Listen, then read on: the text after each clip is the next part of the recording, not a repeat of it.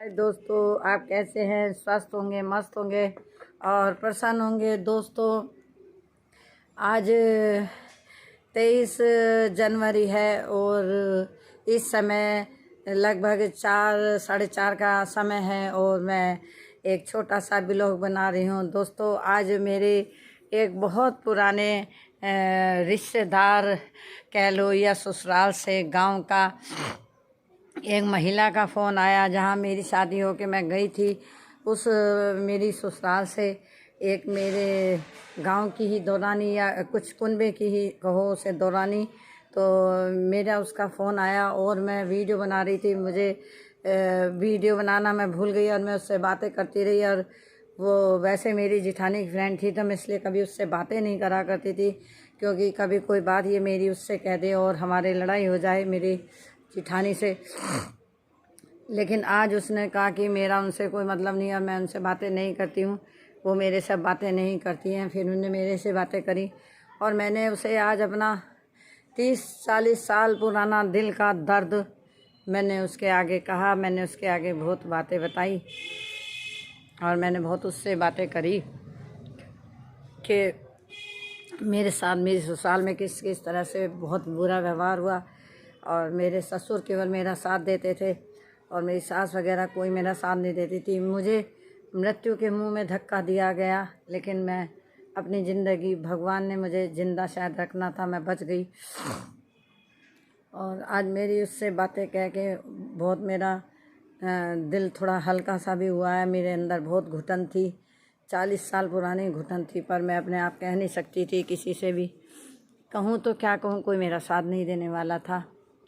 परंतु दोस्तों, मुझे आज बातें वो अपनी याद आ गई। मुझे बहुत अंदर अंदर दिल रोता है मेरा और दिल दुखता है कि भगवान ने मुझे बनाया ही क्यों था, जब मेरे को इतने ही दुख देने थे। और मैंने बहुत ज़िंदगी में दुख झेले हैं, और पति की तरफ से भी, बाहर वालों की तरफ से। मैं जिससे कोई बात करती थी वही बात मेरी ससुराल में आके लोग कहते थे, तुम्हारी बहू ऐसे कह रही थी, वैसे कह रही थी, और मेरे घर में लड़ाइयाँ करवा देते थे। इसलिए आज मुझे अपनी पुरानी बातें याद आ गई। और एक हमारे यहाँ घर में काम करा करती थी, एक हमारे नौकरानी थी जो हमारे कदीमी थी। कदीमी मतलब जो हमारे पुश्तैनी ख़ानदान से, दादा परदादा के ज़माने से जैसे चली आ रही थी, कि हमारे ससुर के सामने भी थी। वो हमारे यहाँ गेहूँ फटकना का काम करती थी और गोबर लीपने का। बहुत हमारे यहाँ उनके ख़ानदान से चले आ रहे थे वो लोग, कि कभी उसकी सास साथी होगी, अब उनकी बहू तो वो भी बुढ़िया हो गई मेरी तरह। तो दोस्तों, मैं एक बार अपने ससुराल गई थी बिजनौर, तो वहाँ पर वो मुझे मिली।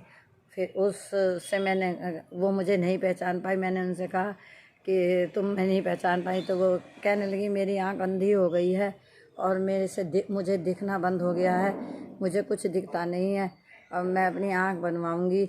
तो मैंने कहा आँख फिर बनवाती क्यों नहीं, बनवा लो। कहने लगी कि मेरे पे पैसे नहीं है। मैंने कहा क्यों, लड़का तो होगा? बोले हाँ लड़का है, पर वो मुझे पैसे नहीं देता, मेरी आँख में बहुत तकलीफ़ है।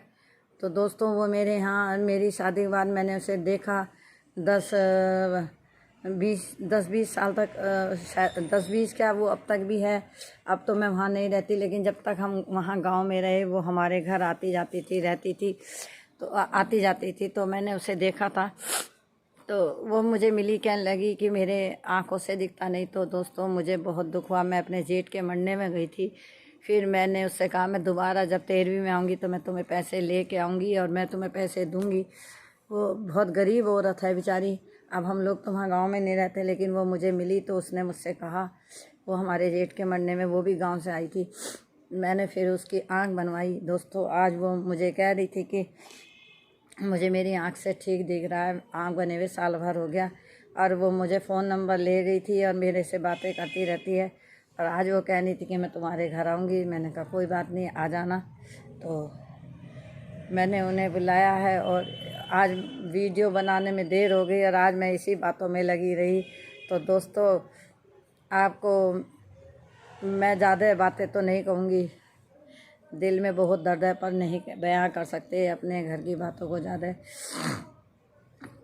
और जो कि मेरे साथ बहुत हुआ है वो मैं नहीं कह सकती, लेकिन वो बेचारी इस बात की गवाह है।